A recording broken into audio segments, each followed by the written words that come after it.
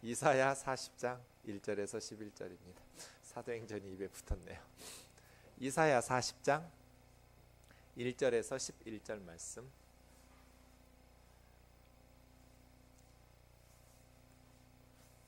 이사야 40장 1절에서 11절입니다.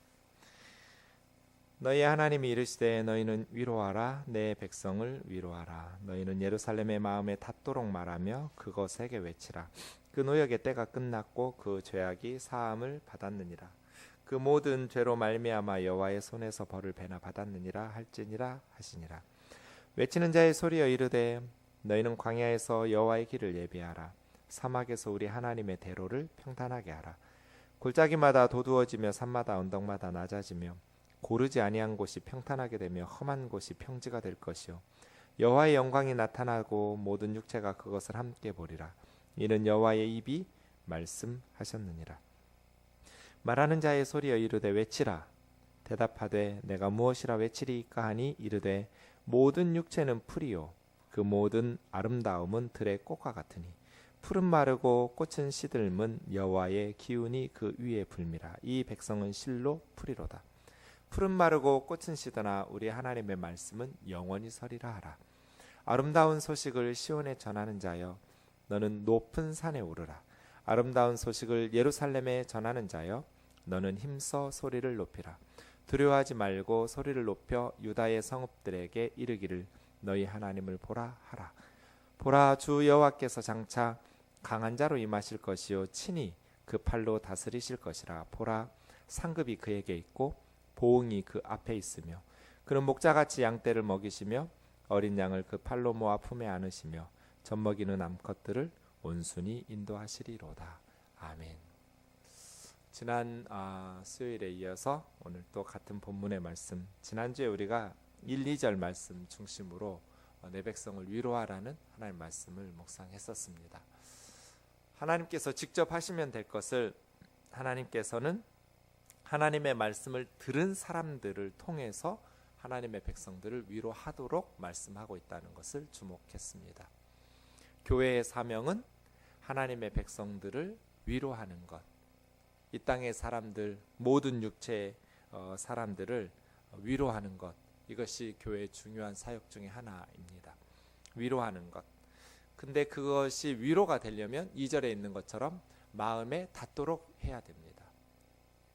위로하려고 시작했는데 싸우는 경우가 참 많거든요. 마음에 와닿지 않기 때문에 위로하려는 사람의 의도와 상관없이 전혀 도움이 되지 못하는 때도 참 많습니다. 그래서예요. 내 백성을 위로하려면 그 마음에 닿도록, 마음에 감동이 되도록 위로하는 것이 필요하죠. 지난 시간 말씀드린 것처럼 이사야는 이 부분을 기점으로 해서 후반부가 시작됩니다. 1장에서 39장이 제1 이사야, 40장부터는 제2 이사야, 전반부와 후반부가 내용이 전혀 다릅니다. 제1 이사야 부분은 이사야 선지자가 살고 활동했던 그 시절 아하스 히스기야 왕 시대의 메시지였다면, 이제 40장부터는 역사가 몇백 년 뒤로 넘어가서 미래의 예언들인데요. 이스라엘 백성들이 바벨론 포로로 끌려갔을 때 40장에서 55장까지는 바벨론 포로기에 있던 이스라엘 백성들을 의미하고, 그래서 제2 이사야를 다시 제2 이사야와 제3 이사야로 나누기도 하는데, 나눠지는 분기점이 56장입니다. 56장에서 66장까지를 제3 이사야로 봅니다. 그때는 이미 포로 귀환 후 예루살렘으로 온 후에 공동체를 이렇게 역사적 배경으로 하고 있습니다. 제2 이사야 40장에서 55장까지는 바벨론 포로지에 있는 이스라엘 백성들에게 구원과 회복의 메시지를 전해주는 것이죠. 이사야 선지자가 살고 있었을 때는 아직 나라가 망하기 전이에요. 이사야가 활동할 때 히스기야 왕 시대에는 북이스라엘 열지파만 아수르에게 망했어요. 남쪽 유다와 예루살렘은 망하지 않았어요. 이사야는 그러나 망할 것을 심판을 선언했어요. 그렇게 이스라엘 백성들이 아직 망하기 전에 이사야가 제1 이사야서라면, 이제 제2 이사야는 이미 망했어요. 그리고 2절 3절에 있는 2절에 있는 것처럼 노역의 때 형벌의 시간이 끝나갈 때니까 다시 회복될, 어떻게 보면 이스라엘 백성들 입장에서 보면 이 본문의 말씀은 좋긴 한데 불가능한 말처럼 들렸을 거예요. 그렇지 않아요? 바벨론이라는 강대한 나라가, 강력한 국가가 자기 나라를 정복해서 지금 이스라엘 백성들은 포로로 끌려가 있단 말이에요. 너무나 연약하고 무기력한 상태의 노예들이에요. 그런데 그 바벨론 포로지의 이스라엘 백성들에게 하나님께서 선지자를 통해서 구원과 회복의 메시지를 전하면서 노역의 때가 끝났다는 거예요. 감옥의 형량을 선고했던 하나님의 손에 벌 받고 있는 그 기간이 끝났다는 거예요. 벌 받을 기간이 끝나서 군 입대할 때 기간이 끝나면 제대하고 감옥에 들어갔을 때 형량의 기간이 끝나면 석방되는 거잖아요. 그것처럼 말씀하시는 거예요. 근데 좋은데 이스라엘 백성 입장에서 보면 바벨론이라는 나라가, 이 강대국이 우리를 순순히 고향으로 돌아가도록 해방시켜 줄 리가 만무하잖아요. 그러니까 이 본문의 말씀이 좋긴 하지만 그럴 가능성이 있을까? 이런 생각이 드는 것, 의심이 드는 것 너무나 당연하지 않겠어요? 그렇죠? 이런 생각들을 가지고 본문을 접근해 보면 이해할 수 있겠습니다. 왜 이렇게 말씀하시는지를. 하나님의 백성들을 위로하래요. 내 백성을 위로하라. 어떻게 위로할 수 있을까요? 좋았어. 이제 교회인 우리가 모든 육체, 하나님께서 지으신 모든 피조물들을 위로하는 사역을 하고 싶은데, 마음에 닿도록 위로하고 싶은데 어떻게 위로하지? 이스라엘 백성들이 지금 바벨론 포로지에서 고생하면서 살고 있어요. 그들을 어떻게 위로할 수 있을까요? 너희 풀려날 것이라는 말을 어떻게 믿을 수 있게 할 수 있을까요? 3절 말씀이요. 외치는 자의 소리여 이르되 너희는 광야에서 여호와의 길을 예비하라. 사막에서 우리 하나님의 대로를 평탄하게 하라. 골짜기마다 도두어지며 산마다 언덕마다 낮아지며 고르지 아니한 곳이 평탄하게 되며 험한 곳이 평지가 될 것이요 여호와의 영광이 나타나고 모든 육체가 그것을 함께 보리라. 이게 이제 외쳐야 될 메시지예요. 이것이 위로자가 전해야 될 메시지인 거예요. 그러니 결국 교회가, 하나님의 백성들이 이 땅의 모든 육체들을 위로하는데 그 위로의 메시지는 뭐냐면 하나님의 임재예요. 우리가 가진 지식이나 우리가 가진 힘과 능력으로 위로하는 것이 아니라 하나님께서 그들에게 방문하시고 찾아가실 것을 전하면서 위로하는 거예요. 네가 마음을 열고 네가 원하면 하나님께서 너를 찾아주실 거야. 그래서예요. 이것은 하나님께서 찾아오시는 것이 포커스예요. 이스라엘 백성들이 어떻게 위로를 받는가? 하나님께서 그들에게 방문하신다는 거예요. 여기 5절에 여호와의 영광이 나타난다라는 것은 하나님께서 자기 자신을 드러낸다는 거예요. 모세시대의 광야에서 불기둥 구름기둥으로 하나님께서 드러내실 때 여호와의 영광, 카보드라는 말을 많이 썼어요. 우리가 하나님의 영광을 보았다, 하나님의 영광이 오셨다, 불기둥 구름기둥으로 하나님께서 자신의 임재를 드러내실 때, 이스라엘 백성들과 함께 하시는 것을 드러내실 때 카보드, 영광이라는 단어를 썼어요. 이사야서의 카보드라는 단어는 매우 중요한 단어예요. 이사야서 전체에 37번이나 쓰였어요. 그 중에 제2 이사야 부분에 17번 쓰였는데요. 특히 66장에는 카보드라는 말이 계속 반복되고 있는 걸 볼 수 있어요. 그렇게 이사야서가 끝나요. 영광, 하나님의 영광. 하나님의 영광은 하나님께서 자기 자신을 드러내는 거예요. 어떻게 하나님의 백성들을 위로할 수 있을까? 무엇이 위로가 될까? 하나님께서 임재하시는 것. 우리 삶에 무엇이 참된 위로예요? 하나님입니다. 우리 인생의 참된 위로자는 하나님이시거든요. 그래서예요. 외치는 자의 소리여 이르되 하나님의 길을 예비해라. 너희는 하나님께서 오실 길을 준비하라는 거예요. 그런데 광야예요. 이 광야는 어디겠어요? 바벨론에서 예루살렘 유다까지 오는 길이겠죠? 바벨론에서 예루살렘 유다까지 사이에 펼쳐진 광야예요. 그런데 사실 이스라엘 백성들 그 광야로 오지 않았어요.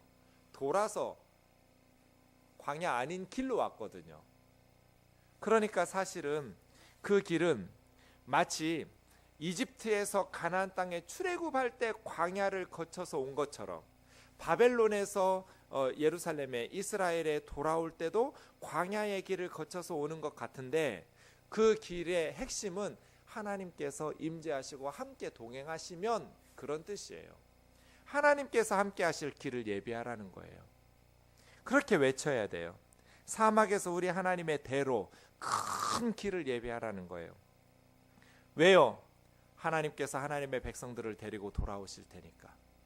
반드시 하나님께서 바벨론에서 하나님의 백성들을 끌고 예루살렘으로 돌아올 터이니 큰 길, 넓은 길, 대로를 준비하라는 거예요. 그 광야의 길을 외치도록 준비하는. 이것을 예수님에게 적용하면 세례 요한의 사역이죠. 사람들에게 예수님이 찾아갈 길을 세례 요한이 길을 닦는 거잖아요. 그래서 요한복음 1장에 보면 예루살렘의 유대 종교 지도자들이 세례 주고 있는 요단강가에 세례 요한한테 와서 너 누구냐고, 너의 정체성을 파악하라고 우리가 보냄 받았다고 물을 때 세례 요한이 말하잖아요. 나는 선지자 이사야가 말하듯이 광야에서 외치는 자의 소리로다. 이사야 선지자가 그 길을 예비하도록. 그 길은 어떤 길이었냐면 이사야서에서는 하나님께서 찾아가셔서 노예와 포로로 살고 있는 하나님의 백성들과 함께 사막의 길을 뚫고 조상들에게 약속하신 적과 꿀이 흐르는 가나안 땅으로 이끌고 오시는 길이에요.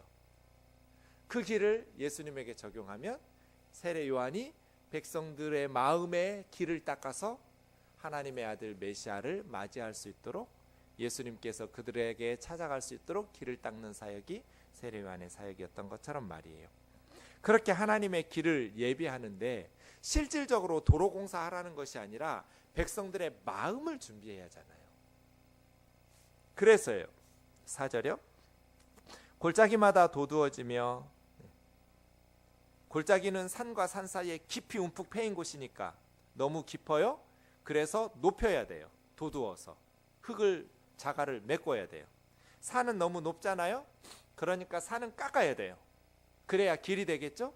골짜기는 도두고 산과 언덕은 깎아서 낮추고 고르지 아니한 땅은 평평하게 평탄하게, 험한 길은 평지로, 이렇게 주의 길을 예비하라는 거예요. 그렇게 해서 하나님께서 그들에게 임하시도록. 그래서 5절이에요. 여호와의 영광이 나타나고 모든 육체가 함께 그것을 보려. 이스라엘 백성들만 보는 것이 아니라 이 땅의 모든 사람들이 하나님을 보게 될 거라는 거예요. 그래서예요. 이것이 말씀을 전하는 사람, 그들이 전해야 될 메시지예요.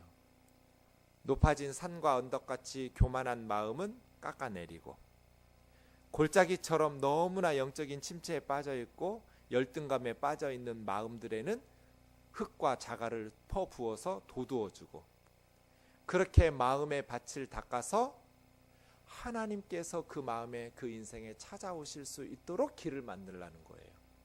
이것이 외치는 자의, 하나님의 말씀을 전하는 자의 사명이에요. 교만한 사람들은 깎고 너무나 열등감에 빠진 사람들은 높이고, 그렇게 해서 마음을 준비시켜서 하나님을 맞이할 수 있도록, 그래서 우리의 삶의 참된 위로자이신 하나님의 임재를 경험할 수 있도록. 자, 그걸 이사야의 메시지, 바벨론 포로지의 사람들에게 적용하면 어떤 메시지예요? 이제 너희들이 고생이 끝났다. 복역의 시간이 끝났어.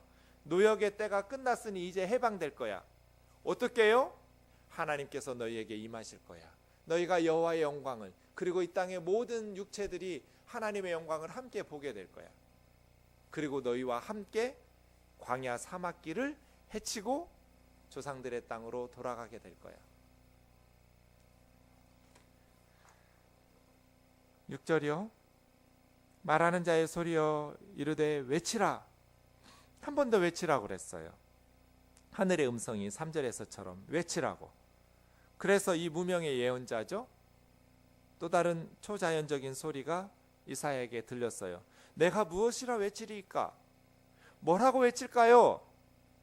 모든 육체는 풀이요, 그 모든 아름다움은 들의 꽃과 같으니 풀은 마르고 꽃의 시들문 여호와의 기운이 그 위에 불미라. 이 백성은 실로 풀이로다. 풀은 마르고 꽃은 시드나 우리 하나님의 말씀은 영원히 서리라.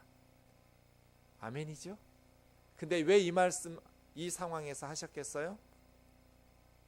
하나님께서 오셔서 사람들이 걸어갈 수 없는 광야와 전갈과 불뱀이 있고 물이 없어서 목말라서 건널 수 없는 그 광야 사막길이지만 하나님께서 임재하시고 그들의 손을 이끌어서 함께 가시면 그 사막과 광야를 뚫고 하나님의 약속하신 젖과 꿀이 흐르는 땅으로 갈 거라는 거예요. 이 강력한 너희를 채찍을 휘두르면서 부려먹고 있는 바벨론으로부터 너희는 해방될 거라는 거예요. 그래서 외치래요. 뭐라고 외칠까요? 모든 육체가 풀이요, 그 아름다움은 들의 풀의 꽃과 같다고. 왜 이 말씀을 하냐면 그 말이 안 믿어졌기 때문이에요. 근데요, 잠깐만요. 그 말씀 참 좋긴 한데 어떻게 믿을 수 있어요? 저 바벨론이라는 강대국이 우리를 풀어주겠어요? 노예로 부려먹고 있는 백성들을 자기네 고향으로 대가 없이 풀어주는 나라도 있나요? 안 믿거든요. 바벨론 같은 강한 나라가 우리 같은 그 강한 나라의 손에서 우리 같이 연약한 이스라엘 백성들이 어떻게 풀려날 수 있냔 말이에요. 그때 하나님께서 외치라는 거예요. 모든 육체는 풀이다. 바벨론이 아무리 강력해 보여도 그들은 풀과 같다. 풀은 마르고 꽃은 시들지만 하나님이 선포하신 말씀은 영원히 설 것이다. 그러니 내 말 믿으란 뜻이에요. 선지자를 통해서 선포하시는 하나님의 말씀을 믿어라. 왜? 강력해 보여도 이스라엘을 무너뜨렸던 강대국 바벨론은 풀과 같은 존재다. 강해 보이지만 하나님 앞에서 인간은 풀이다. 모든 육체는 풀. 그 모든 인간들의 아름다움은 들의 꽃과 같은 것이다. 풀은 마른다. 그리고 꽃은 시든다. 무슨 뜻이에요? 모든 인간은 마르고 시들어요.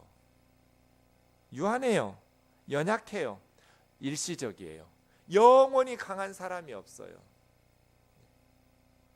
저희 아버지 40살 때 제 기억이 또렷해요. 저희 아버지가 40살 때 제가 아버지 팔에 매달려 가지고 대롱대롱 놀았거든요. 저희 아버지 농부시잖아요. 얼마나 일을 많이 하셨겠어요. 그러니 몸이 얼마나 건강하셨겠어요. 참 건강하신 분이셨어요. 생활 습관도 아주 규칙적으로. 그러다 보니 정말 우리 아버지는 영원히 그렇게 발뚝에 근육이 장난이 아니셨어요. 그런데 풀은 마르고 꽃은 시들어요. 그러셨던 아버지가 나이가 드니까 다 근육이 빠져나가고 돌아가실 때는 그냥 빈 가죽이 뼈에 붙어 있는 것 같았어요. 인간이 그래요. 영원한 것 같지만, 강한 것 같지만 하나님께서 모든 인간은 풀이다. 그 인생의 아름다움도 들의 꽃과 같은 것이다. 마르고 때가 되면 시든다. 영원한 인생은 없어요. 그래서예요. 하나님께서 입기운으로 한번 불어버리시면 다 말라 비틀어지는 이 백성은 실로 풀이다. 풀은 마르고 꽃은 시들겠지만 하나님의 말씀은 영원히 서게 될 것이다. 그럼 우리가 무엇을 붙잡아야 돼요? 영원하신 하나님의 말씀을 붙들고 살아야 돼요. 영원할 것 같지만 시간이 지나면 마르고 시들어버리는 그 세상의 힘과 사람들의 권력을 의지해야 돼요. 무엇을 붙잡아야겠어요? 너무나 분명하죠. 하나님의 말씀은 영원히 서기 때문에 무너지지가 않아요. 반드시 성취돼요. 그래서 하나님의 말씀을 신뢰하고 보이는 권력이나 힘에 사람들에게 의지할 필요가 없는 거예요. 아멘이죠? 선지자가 말씀을 외쳤어요. 복역의 때가 끝났다고. 이제 하나님께서 길을 내시면서 영광 가운데 너희에게 임하셔서 너희를 함께 끌고 가실 것이라고. 생존이 불가능한 사막, 하나님께서 함께 가시면 안전한 대로가 될 거라고. 염려하지 말라고. 외쳐라. 뭐라고 외칠까요? 인생은 다 풀이다. 하나님의 뜻을 가로막을 어떤 제국도 어떤 사람들도 없다. 하나님의 말씀이 선포되면 그 말씀은 반드시 성취될 것이다. 그 하나님의 뜻을 가로막고 풀과 같은 인생이 시들고 마르는 꽃과 같은 들풀과 같은 사람들이 하나님의 말씀을 가로막을 수가 없다. 이렇게 외치라는 거예요. 9절이요. 아름다운 소식을 시온에 전하는 자여 너는 높은 산에 오르라. 예루살렘에 아름다운 소식을 전하는 자들아 너는 힘써 소리를 높여라. 두려워하지 말고 소리를 높여 유다 성읍 백성들에게 이르라. 네. 하나님의 말씀을 전하는 자가 두려워 말고 소리를 높여야 돼요. 힘써서 소리를 높여야 돼요. 하나님의 말씀을 전하는 자가 소리를 높이지 못하고 두려워하기 시작하면 힘이 없어요. 하나님의 일을 행할 수가 없어요. 그래서요. 여러분이 저를 위해서 늘 기도해야 될 것, 우리 목회자들과 주일학교 선생님들과 캠프장님들과 이 땅의 목회자들과 열방의 선교사님들을 위해서 기도해야 될 게 뭐예요? 요거예요. 두려워하지 말고 힘써 소리를 높이는 것. 말씀을 전하는 자들이 두려워하기 시작하면 하나님의 역사가 나타날 수가 없어요. 말씀을 전하는 자들이 소리를 높여 하나님의 말씀을 담대하게 전할 수 있도록 늘 깨어 기도해 주셔야 돼요. 전하는 자들아 힘써 소리를 높여라. 두려워하지 말고 소리 높여 외쳐라. 그 다음이요. 그러면 전하는 자들은 뭘 외쳐야 될까요? 두려워하지 않고 힘써 소리를 높여 외치는데 무엇을 외쳐야 될까요? 너희 하나님을 보라 하라. 말씀을 전하는 선생님들과 목회자들과 선교사들은 너희 하나님을 보라고 외쳐야 돼요. 나를 보라고, 목회자들을 보라고 이렇게 간증하고 자랑할 것이 아니라 하나님을 보라고 외치는 거예요. 모든 시선을 모아가지고 하나님을 바라볼 수 있도록.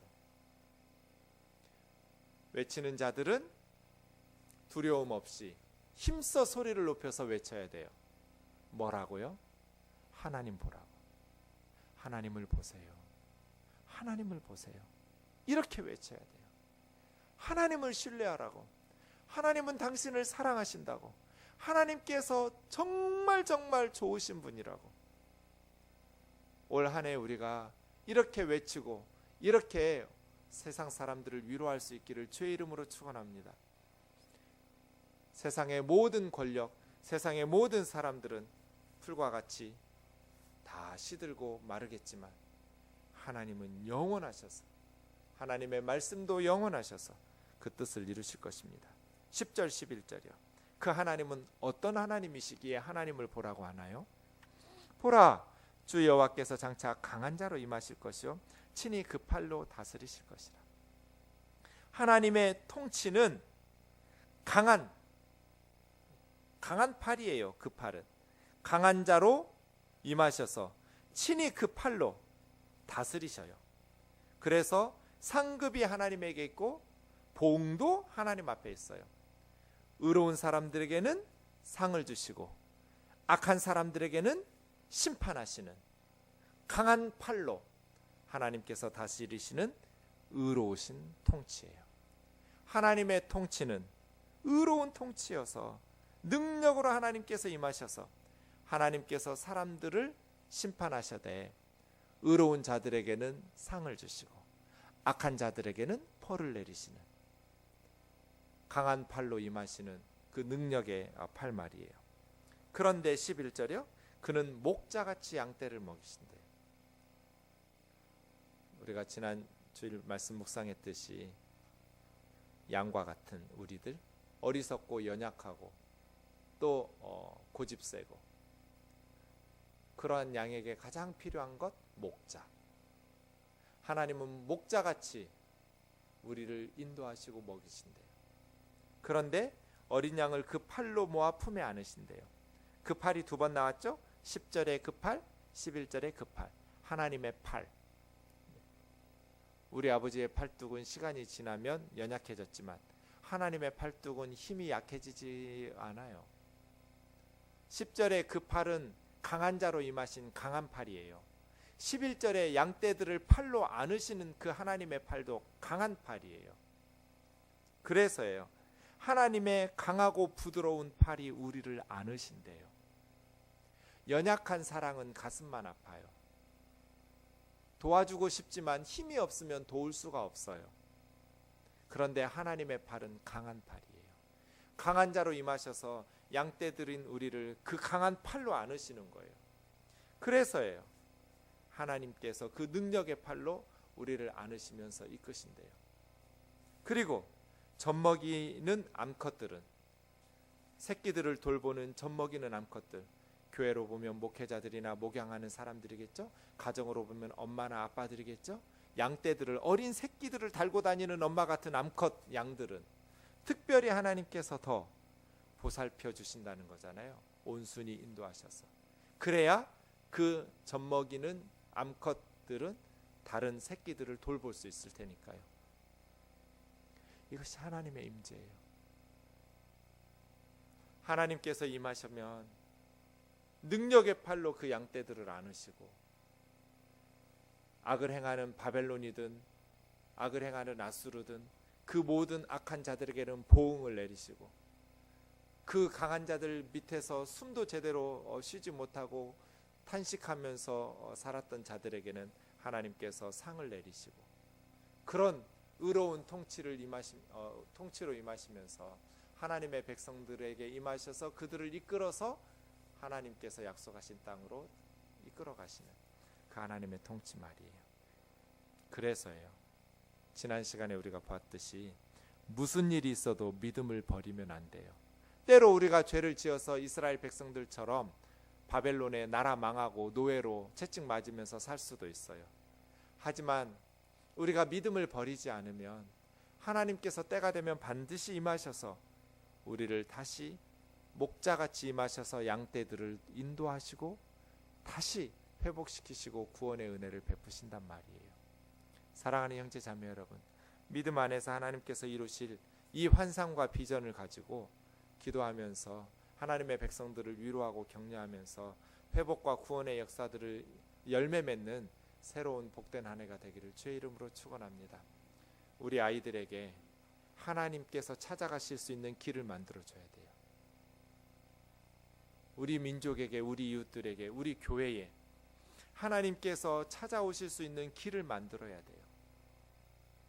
두려워하지 말고 소리를 높여서, 교만한 마음들은 깎아내리고, 열등감에 빠져있는 마음들은 복두다 높여놔서 하나님께서 영광 가운데 그들에게 찾아오실 길들을 마련해야 돼요. 그것을 위해서 우리는 기도해야 되고, 하나님께서 그들에게 찾아가시면 강한 팔로 그 양떼들을 안으실 거예요. 부드러운 팔로 그 삶들을 힘겨웠던 인생들을 끌어안으실 거예요. 그래서 하나님의 품 안에서 그 양떼들을 쉬게 하실 거예요. 회복시켜 주실 거예요. 악한 세상에서 살아갈 수 있는 힘을 주실 거예요. 특별히 어린 양떼들을 돌봐야 되는 목자들을, 어미 암컷들, 젖먹이는 암컷들을 하나님께서 더 특별히 보살피면서 회복시켜 주시는 은혜가 있기를 주의 이름으로 축원합니다. 이 말씀들을 붙잡고 힘있게 우리 같이 기도합시다. 이 말씀